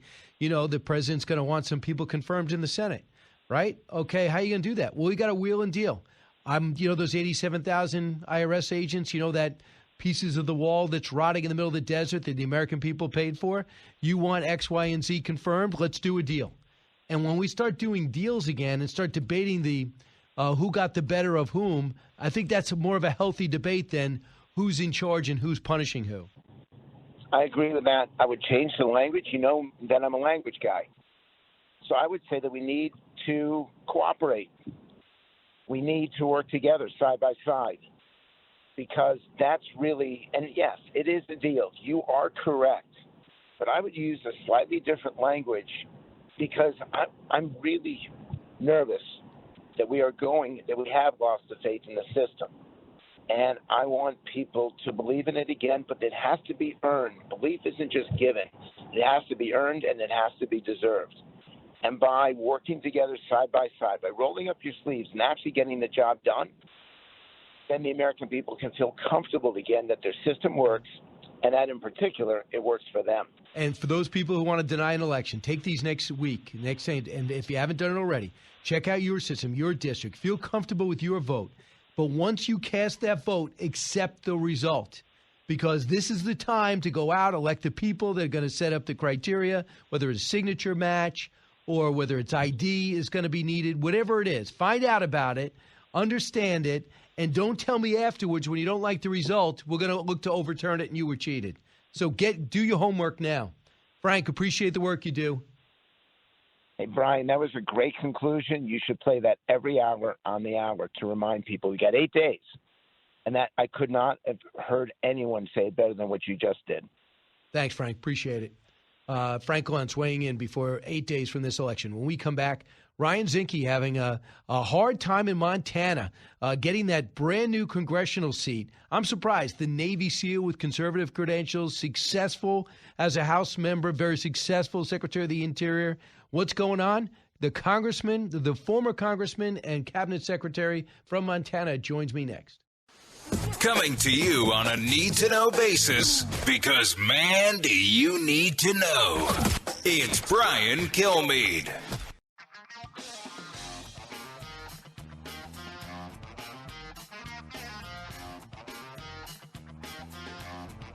The more you listen, the more you'll know. It's Brian Kilmeade. And nowhere did you see it more than in our politics, where suddenly you have politicians doing their best deliberately to stir up division, to make us angry and afraid of each other, just for their own advantage. And all of this was amped up, hyped up, 24/7 on cable and then on social media, that finds that it's profitable to promote controversy and conflict instead of facts and truth. Really? So it's Republicans that are doing that. And cable news, that's the problem. That is why Paul Pelosi was attacked.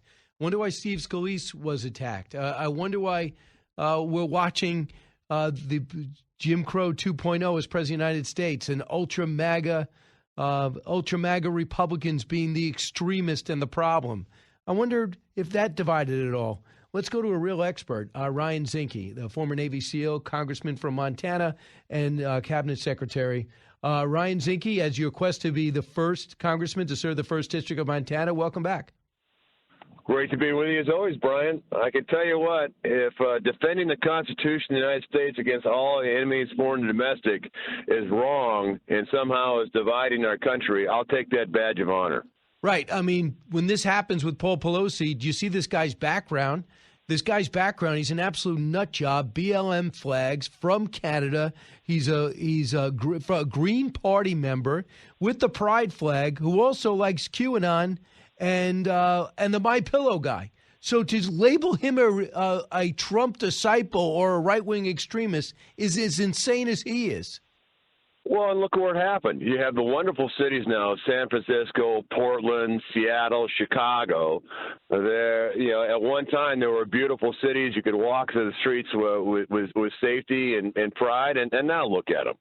So, this is an important election, Brian, as you know. I think it's the most important election of my lifetime because I think it casts two distinct visions of America.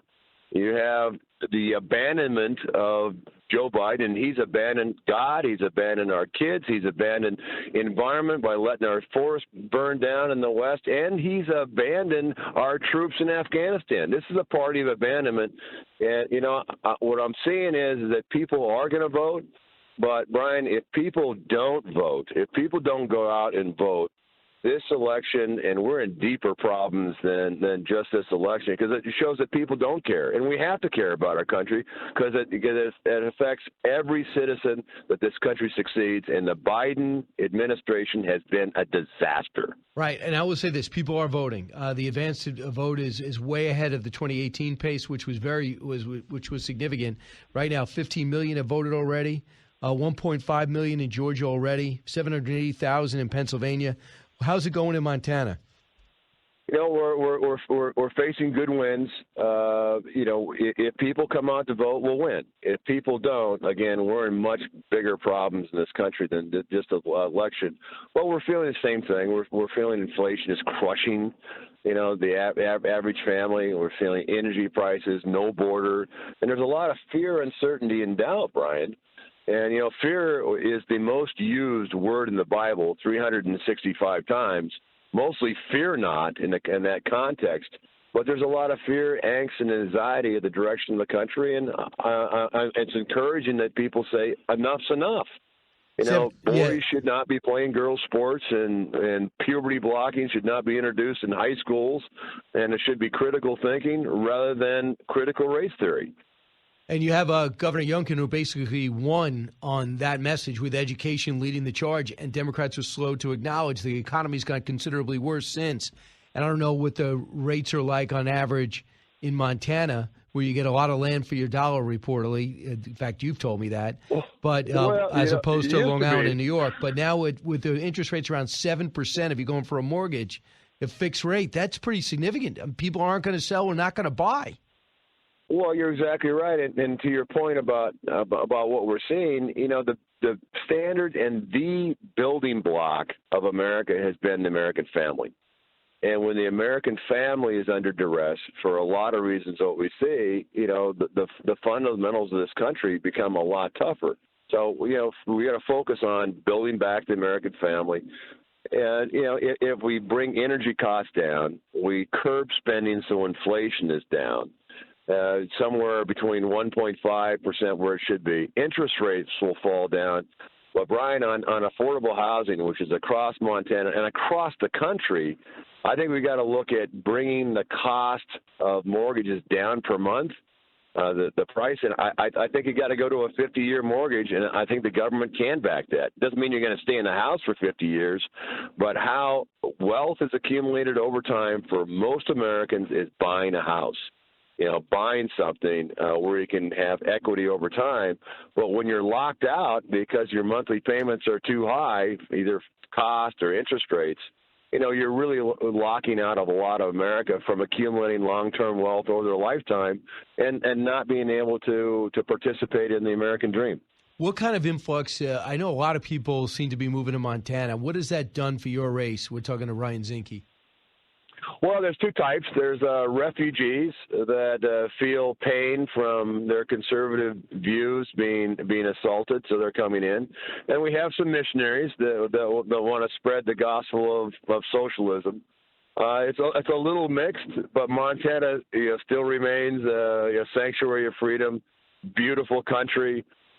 People that come in, we just ask you don't change our lifestyle. You support it, and Montana has a little libertarian streak, not liberal.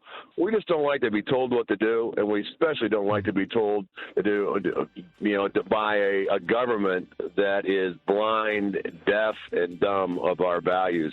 We like guns. We like freedom. We like family in Montana. Congressman Ryan Zinke wants to go back to the House.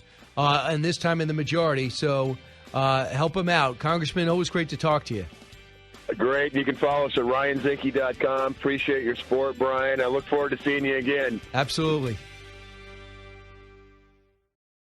From high atop Fox News headquarters in New York City, always seeking solutions, never sowing division. It's Brian Kilmeade. Thanks so much for being here, everybody. It's the Brian Kilmeade Show, 1-866-408-7669. Hope you had a great weekend. Thanks to everybody who came out in Rochester. We had a great time. I've never been at Barnes & Noble there. I've only been in Rochester a couple of times. Went to Frederick Douglass's birthplace, got a chance to see his gravesite. I've been to Rochester for the special on the President and Freedom Fighter, and thanks for everyone that buying the paperback, which is now out. Go to BrianKilmeade.com. I can personalize it for you. And with that, we're doing kind of a mini tour. So I was able to go to Long Island on Thursday, Barnes & Noble in Bayshore. Great turnout there. And hundreds showed up on Saturday night. And signed for quite a while. So it was great, and great to meet everybody and how zoned in everyone is to this election. And it's not known as a bastion of Republicanism. They are all 100% firmly with the Bills. Today, the President of the United States not doing much. Didn't do much over the weekend. Today, he's going to some type of memorial. It's President Obama and the Vice President doing all the work because Democrats don't want to hear what Joe Biden has to say. And I'm going to be getting a lot of calls this hour. In fact, maybe even squeeze some in this bracket because Brett Baer at the bottom of the hour, and I see the lines are jammed already. So let's get to the big three. Now with the stories you need to know, it's Brian's Big Three. Number 3. That's what Elon wants to bring back to Twitter is reasonable exchange of ideas. So what they would like to do is silence the people that have opposing viewpoints. It's a way to communicate.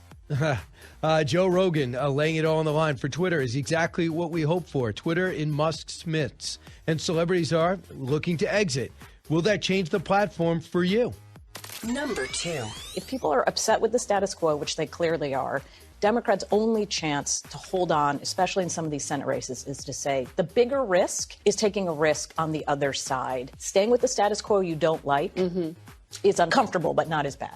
Amy Walter, Cook Political Report, big races, the most contested contest, the final debates and rallies. It's the midterms, and we're 8 days away. Number 1. There's a lot of movement in these last couple of weeks with undecided voters, and we've seen the bases be excited for their candidates. But undecided voters, as Kellyanne knows, tend to vote on the pocketbook issues, on the economy, and the economy isn't in good shape. No kidding.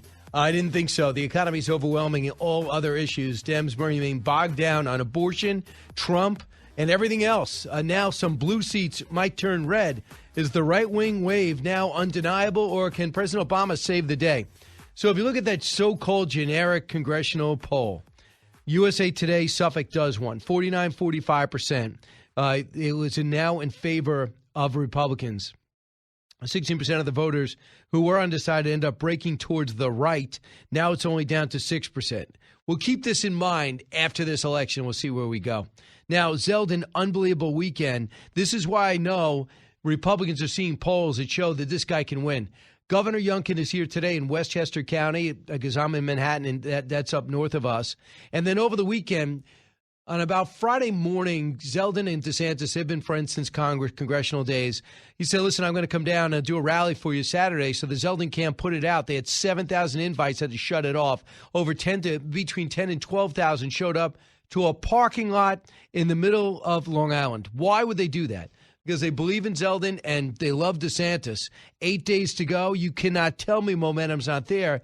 Hochul does an event with the current sitting first lady, gets 175. Today, Hochul's going to be with Hillary Clinton. Please tell me how she benefits from that. Going to be with Hillary Clinton. Hillary Clinton, yeah, she was a sitting senator in New York, but she's not inspirational. All she does is complain and whine and talk about what she would have done had she won and that she was robbed. Now, she can't say she was robbed because that'll help confirm what we all know, that Democrats are as bad as Republicans about complaining about elections that they don't like the outcome for. They were not the first. Here's what Lee Zeldin had to say this weekend. Cut 11. I have been focusing on the issues that New Yorkers say they want me focused on, and the other side is trying to change the topic and talk about other issues, which shows how disconnected they are. So at the debate a few days ago, when I was talking about, hey, Kathy Hochul, we're now through multiple questions about crime, and you still haven't spoken about the whole lock up the criminal aspect of fighting crime, which she could have taken as a hint, a clue. Maybe, she should have thought I was helping her. Instead, she goes after me saying, I don't see why that is so important to you. And when she says that, it's really a comment to all New Yorkers who care about fighting crime, that she doesn't understand why this is so important to anyone out there. And she hasn't really backed off that. She says they are data deniers. She says the data says crime's not bad and zero crash bail doesn't give bad results. She says Republicans are inflating worries about crime. That according to Hochul. She was appearing on Al Sharpton's show. That's the way they attract Republican support, even independent support. Hochul pushed back against Republican worries about crime only days ahead of the midterm elections. Have you been down to the subway yet? Do I have to tell you? I'm not saying that everybody on the subway gets pushed on the tracks or gets attacked. I'm not saying they're getting sucker punched, all of them. But I'm telling you, it's happened a lot. And I think the numbers are up 39%. While we used to have 4,000 cops in the subway, now it's down to just over 2. More trouble for Democrats. Sean Patrick Maloney, you might not know him, but just know this. Democrats look at him as a leader and maybe a future speaker. Well, he might not win his election. In fact, he is trailing in upstate New York. He pushed back on everyone that says he's for defund the police. He says, I've always looked to defund the police, but they're panicking. He's running a spot now where he's with a bunch of cops. Well, listen. You are not saying this got to be reversed itself. You cannot say outside James Carville, nobody was saying who wasn't saying defund the police. They were keeping their mouth shut. It's been a mantra since Ferguson for Democrats. And then you combine that with the go easy on crime while emptying the prisons. It's a toxic mix that has Chicago unlivable, New York heading that direction, San Francisco the capital of smash and grab. Homeless is the number one growing industry in Los Angeles. Those are all the one thing in common. They got people that want to put the criminal first, and it doesn't help. It is the number one issue.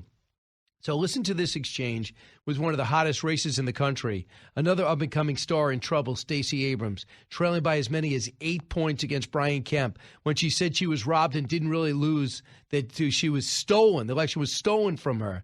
Listen to this exchange, cut 7. Men and women in law enforcement know who is going to be with them, who has had their back and will continue to have their back, and that is me. And that's why we have the endorsement of 107 sheriffs around this state. As I've pointed out before, I'm not a member of the Good Old Boys Club. So no, I don't have 107 sheriffs who want to be able to take black people off the streets, who want to be able to go without accountability. I don't believe every sheriff wants that, but I do know that we need a governor who believes in both defending law enforcement, but also defending the people of Georgia. That is one of the most damning statements I've ever heard without much reverberation. Yeah, I'm not one of the old boys network. Number one, boys and girls, nothing to do with it. Doesn't matter how long you've been around. It matters what you stand for. Number two, when you said take blacks off the streets, are you insinuating that the cops that you might be in charge of want to take blacks off the streets? If that's your perception, that sometimes if things go wrong, yeah, obviously. But you just told the whole country exactly where you stand. That's why not one cop, nor their families, not one retired man or woman are going to vote for you. Listen to this. Cut 8. I believe in public safety. I did not say, and nor do I believe in defunding the police. He is lying again. And I've never said that I believe in defunding the police. I believe in public safety and accountability. Ms. Abrams on CNN got asked the question, would she defund the police? And she said, yes, we have to reallocate resources. That means defunding the police. Of course it does. What are you, crazy? That's why she's trailing by 8 points. No one believes that she accepted the election results. Number two is no one believes it's Jim Crow 2.0 in Georgia. Because when you look at what's there, you understand it was rhetoric. You lost the All-Star game because of it. You had all these, evidently, these movies that were going to be shot there, pulled out of it. You enjoyed celebrity status. You made millions of dollars. You got Oprah's endorsement. And then when it came to run again, Brian Kemp has had great success. And in case you think he's just a Republican running on conservative principles, he pushed back against Donald Trump to the point where Donald Trump tried to have Senator Perdue beat him in the governor's race in the primary, and he didn't get close. Ed, listening in Augusta, Georgia. Ed, what is the sense on the ground? Well, I hate to burst everybody's bubbles, but I don't see any red wave coming. Okay. Because I see here in Georgia, especially, I don't see anybody voting for Herschel Walker. I really don't. What town are you in? You're in Augusta? I'm in Augusta, correct. You don't right see anybody anyway. vote. So how would you describe where you live?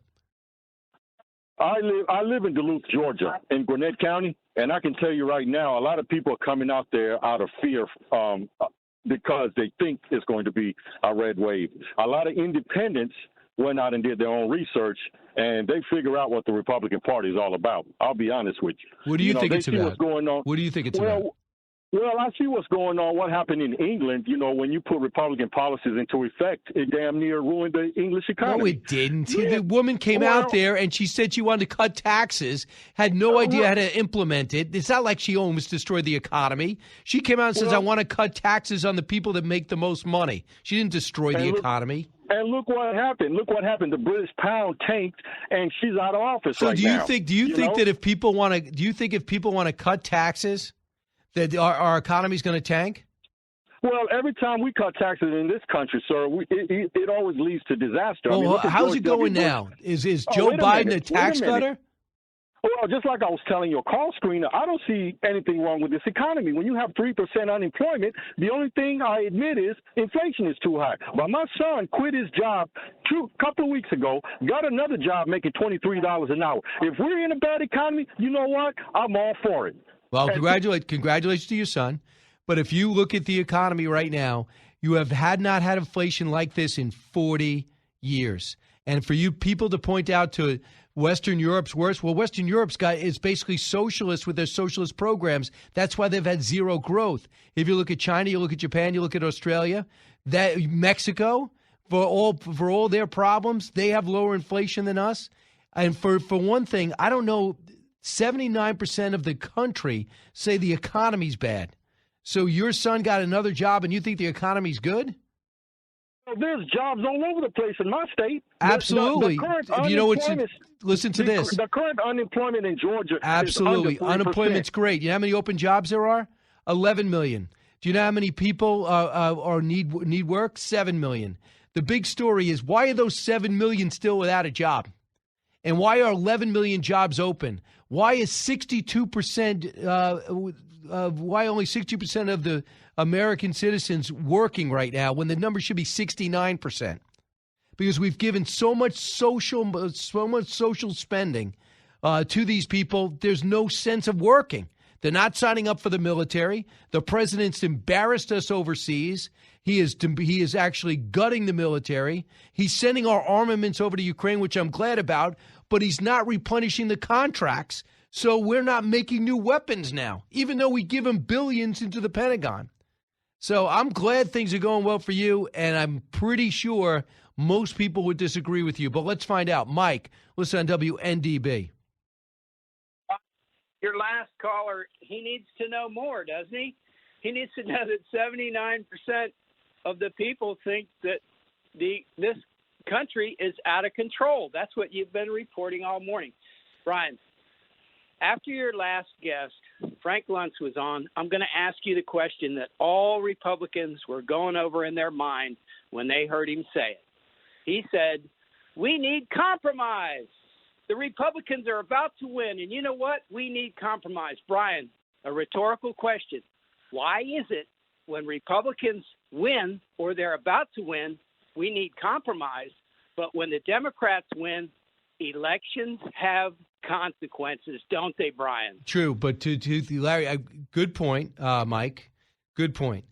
But keep in mind, there's one way to lead, and there's one way to do the way things are done. There's one way to lead. If you want to lead, there's compromise in everything you do. Doesn't mean you have to compromise on everything. In order to get certain things done, you have to compromise on certain things. If you just want to stay in your lane and wait for 60 votes in the Senate, we're going to have to wait generations because for the most part, it's only been done once in my lifetime. And it was what was that, 3 months until Ted Kennedy died? And then that was thrown in the street. Barack Obama tried to jam it down our throats. He lost 63 seats in the House. He got spanked. Donald Trump lost the House, got a couple of seats back in the Senate. Then the Republicans lose all three branches, barely.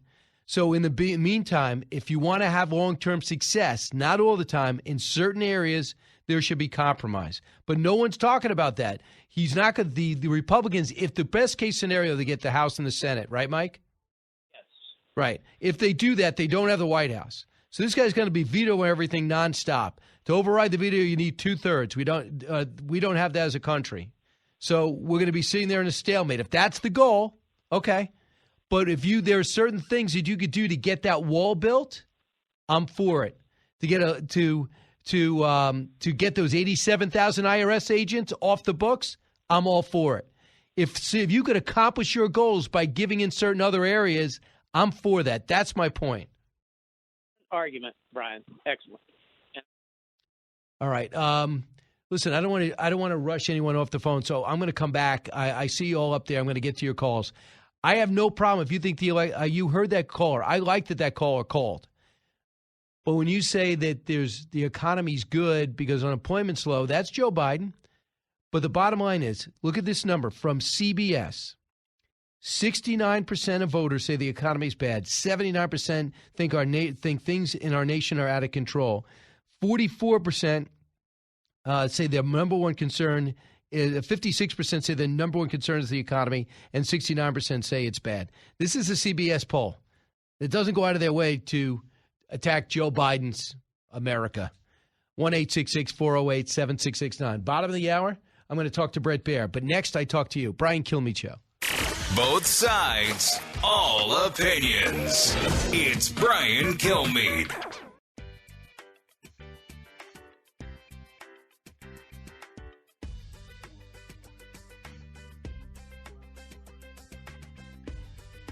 If you're interested in it, Brian's talking about it. You're with Brian Kilmeade.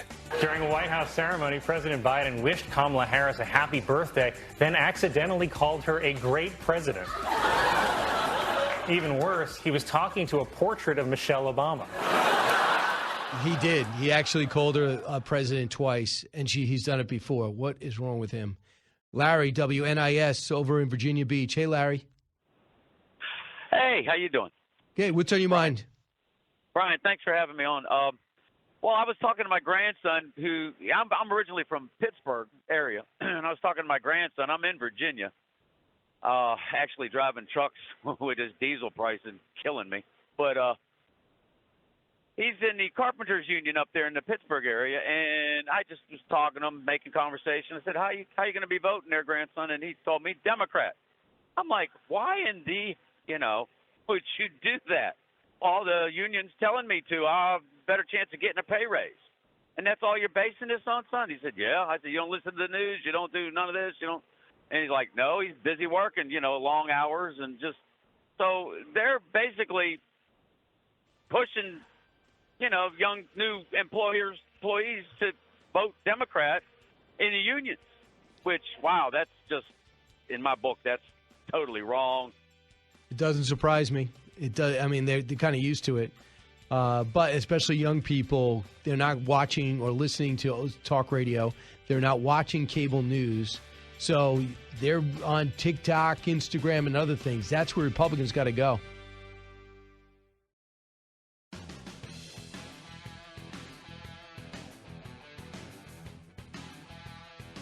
Radio that makes you think. This is the Brian Kilmeade Show.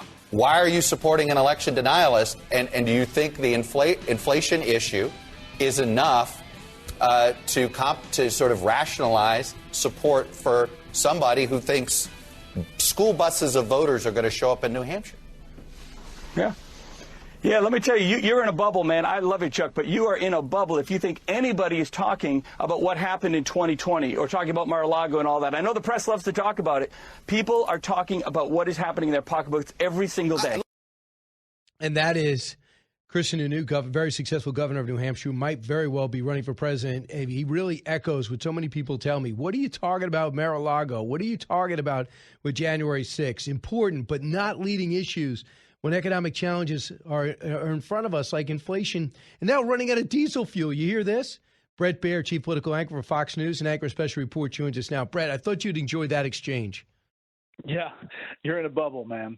I think that is indicative of the election and how some places are covering it. I think there is this thought that, Trump and Mar-a-Lago somehow overshoot and the focus on 2020 and anything that he says or puts out about the election, or anybody else who says that, like Carrie Lake or others, that somehow overcompensates for the real economic woes when you sit at the kitchen table and you're doing pencil on the back of an envelope about how you're going to go from check to check, month to month. That's real. 2020 and what happens with the investigation is, aspirational for the left to see some major thing happen. But what families are dealing with is day to day. A couple of things. That's going to flush itself out in the right first, because if former President Trump runs and you want to beat him, you're going to say, hey, what happened in Mar-a-Lago? What happened here?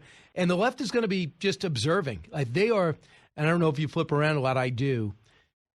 They are all over this DeSantis-Trump brewing rivalry in between. So they want to get into that type of soap opera. Definitely. 100%. So they're looking to push that. But what I find most intriguing is how the Republicans, first time in a long time, are starting to pour money into traditional blue seats in California's 26th district, New York's 25th district, Pennsylvania's 12th district. The Republicans starting to pour money in. They see an opportunity.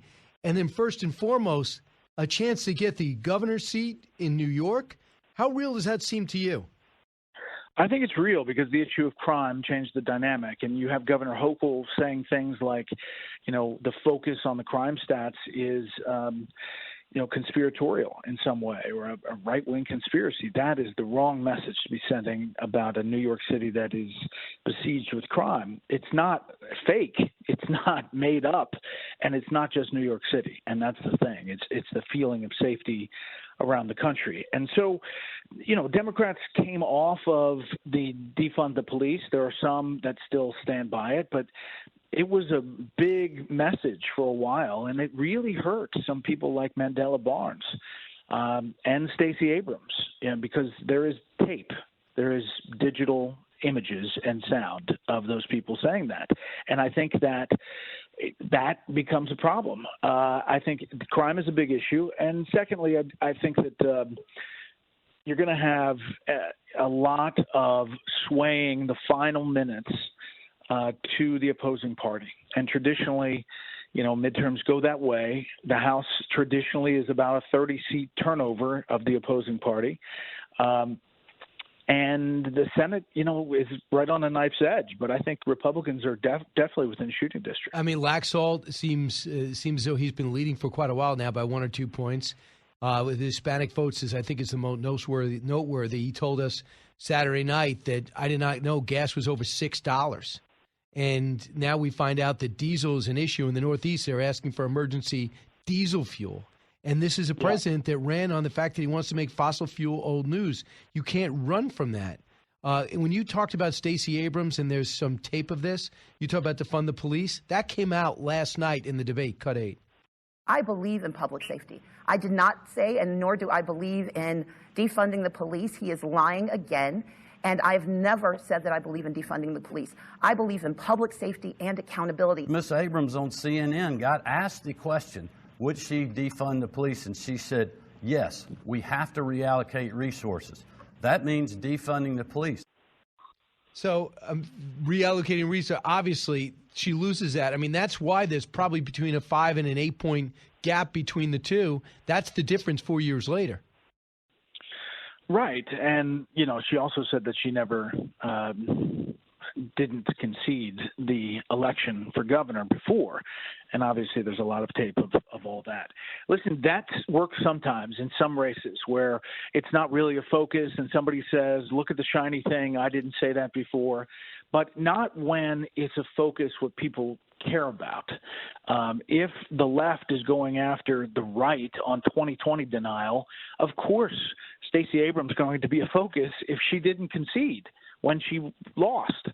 So, if the issue is crime, of course there's going to be efforts to look at past statements on defund the police. So I think that's a big deal in those races. Secondly, when Republicans are spending in districts that they have not spent in and they're expanding the map, that means that Democrats have to then deploy funds to defend those seats. That is a different map that you're looking at. And off the record, both Republicans and Democrats acknowledge that the map is expanding, not fake expanding like when the Clinton campaign spent in Texas. No, real expanding, like different races. Absolutely. So I want you to Kevin Walling, former Joe Biden campaign surrogate, cut 18. When you look at the early vote numbers, I think we're on pace to beat what we saw in 2018 in terms of voter turnout. About 21 million Americans have already early voted. 70% of all ballots cast in 2020 were early vote. And what I see is a growing gender gap in a number of these key races, whether it be in Wisconsin, to Mandela Barnes' point with Kellyanne, whether it be in Georgia with the Walker Reverend Warnock battle going on. You see a 14-point spread in some of these key states with gender. That's a good night for Democrats. So we've got to hold on to that gender gap going into these next 9 days. So I guess we'll see where that goes. They have to. He's speaking optimistically about that. I have not heard many optimistic statements from Democrats. I want to share that with you. Yeah, listen, there's a chance that they squeak out some seats that are surprising, but they're really in the defense mode of big seats like Sean Maloney in New York. I mean, spending money in that race to defend the head of the DCCC is really a big deal. I also think that, some of these races, early votes, you have to be careful about early votes because you don't really know how they're voting, but you go by their registration and where they traditionally have voted in the past. In Nevada, early vote was about D+16 heading into Election Day. It's now D+3. And that's not good, as far as Democrats in Nevada. Two races that have a lot of people befuddled. Iowa, is Grassley in trouble? Number two, Utah, is Mike Lee in trouble? One, I don't think Grassley's in trouble. I think eventually it'll all come home as far as control of the Senate in Iowa, and that Republicans will turn out. But the polls are a lot closer than anybody thought they were, and it's one to watch, but it's hard to believe that that's going to turn that way. I mean, I think he's up 5 maybe, but it's single digits. Utah is also single digits, and Senator Lee was on Fox News Sunday yesterday. I have Evan McMullen on Special Report tonight. The interesting thing about this race is that he's campaigning as an independent, but obviously is being funded by Democrats. And while he says he wouldn't caucus with either side, by not doing that, you would then give Democrats the chamber if it came down to that one race. So I think it's close, but it's hard to believe that Lee's not going to pull that out. But we're gonna see. That's one to watch. Got a brand new podcast November 1st, dropped tomorrow. Common Ground. It debuts, I understand.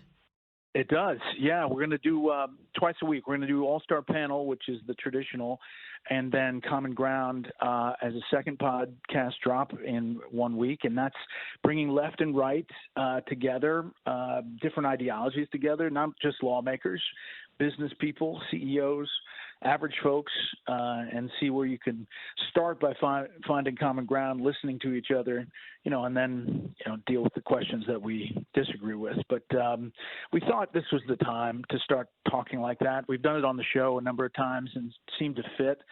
So a little bit more expanded conversation. We've had all kinds of senators and congressmen all on already. So town hall tomorrow, Tim Ryan and J.D. Vance. Was it tough getting them to commit to this? Because they did their, there's risk to this. They've already done their debates, right? So they made their final argument. Now it's a sprint, and they stopped by you guys first, you and Martha. Yes. It's a big deal. It did take a lot of negotiation, and we wanted to do a debate. We wanted to do 3 or 4 debates, but candidates this cycle have been ultra cautious. Leaders early on have not wanted to do any more than they had to originally. We offered debates and town halls.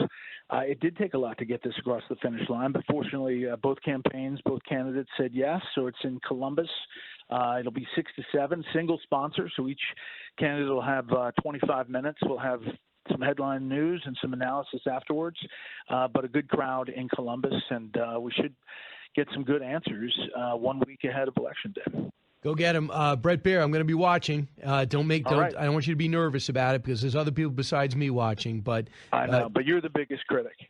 That's right. I'm always calling you up saying you could have done better, right? You could have done better. Right, 7:01. It's Brian again. Hey, Brett, thanks so much. We'll see you. All right, 1-866-408-7669.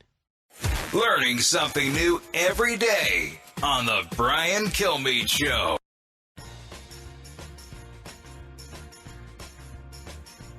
Breaking news, unique opinions. Hear it all on the Brian Kilmeade Show.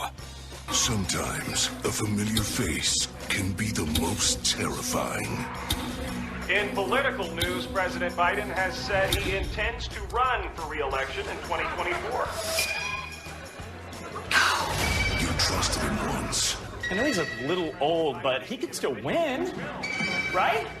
He beat Trump. But can he beat DeSantis? I don't know. I don't know! But if Biden's not going to run, who will? Just when you thought the terror was over.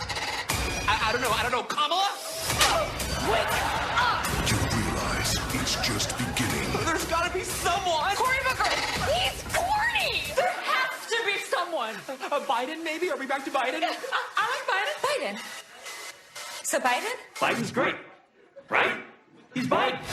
2020 Part 2, 2024. Coming in 2023. Right. Well, it was relatively humorous, but so true, though. I mean, now there's a big thing, too, on Fox News right now. There's pressure on Biden and to make his announcement on 2024. Not really. Not until after the midterms. I think they'll give it about a week, and then a lot of pressure will be turned up. And you'll see Gavin Newsom, Kamala Harris. You'll see Klobuchar. You'll see Mayor Pete. You'll see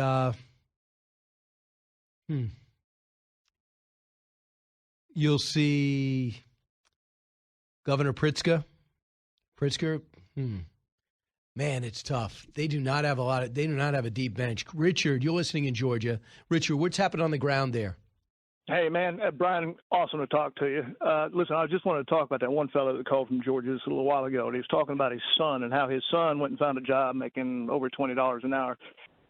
He's in a Republican state. That's why his son is able to go from one job to another here in the state of Georgia. My daughter did exactly the same thing. She left a good job with a, large, I don't know what you want to call it, but a real good outfit here in Georgia, and she's going to work for another one. And she'll probably be at about $28 an hour. Awesome. And the thing is, on inflation, wouldn't it be great to get that job and have inflation in a tameable way? And right now, the only way they're trying to tame inflation is to continue to spend and raise interest rates. They're just letting the water get deeper and giving us all swimmies to stay just above it. I just thought the irony that he's calling from a Republican state, wants to talk about a Democratic president and what he's doing with our economy and whatnot. And he's got it good right where he's at. Now he needs to vote that way. Go get him, Richard. Always love talking to people from Georgia. Paul, WABC. Hey, Paul. Hey, Brian, thank you so much for taking my call. My son was intimately involved in putting that Zeldin rally together. We got the word on Friday. We were there Saturday. That place was electric. It really was something pulled together in 24 hours. Amazing what they were able to do in such a short period of time. And the people turned out, and everybody was into it, and the message got through. And if you ever wanted to know whether the local hometown newspaper wasn't left-leaning, all you got to do is look at Zeldin, Long Island homegrown.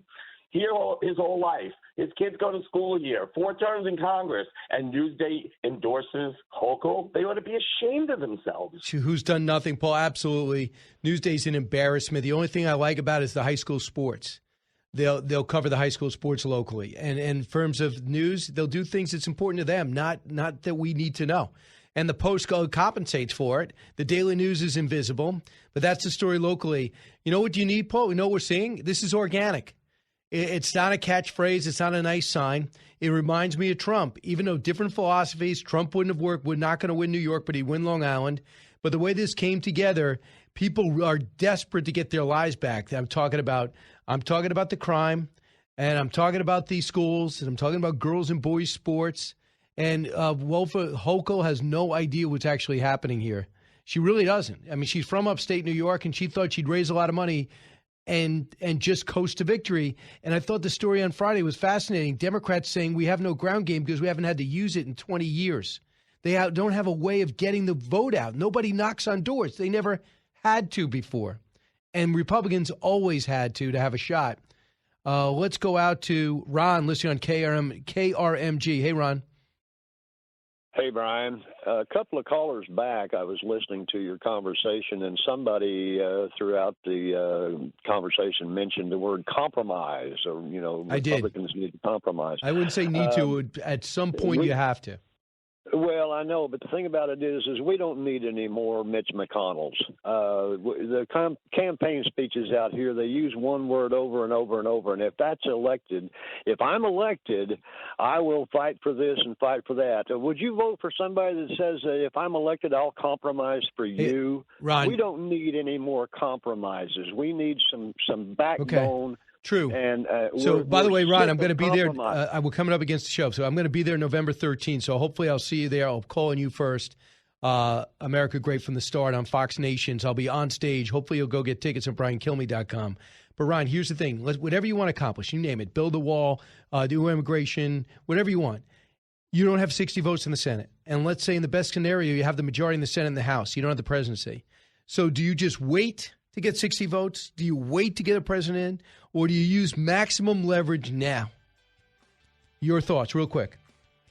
You fight, just like the Democrats do. They are organized. They're together. I know, but they don't pass don't any. Quit. They got some Republicans to pass two things. The rest of the stuff jammed down Republicans' throats gets people just angrier than ever before. And that's why Republicans are going to win here. But at certain times, you got to compromise. I don't say all the time, but I think you do in every other aspect of your life.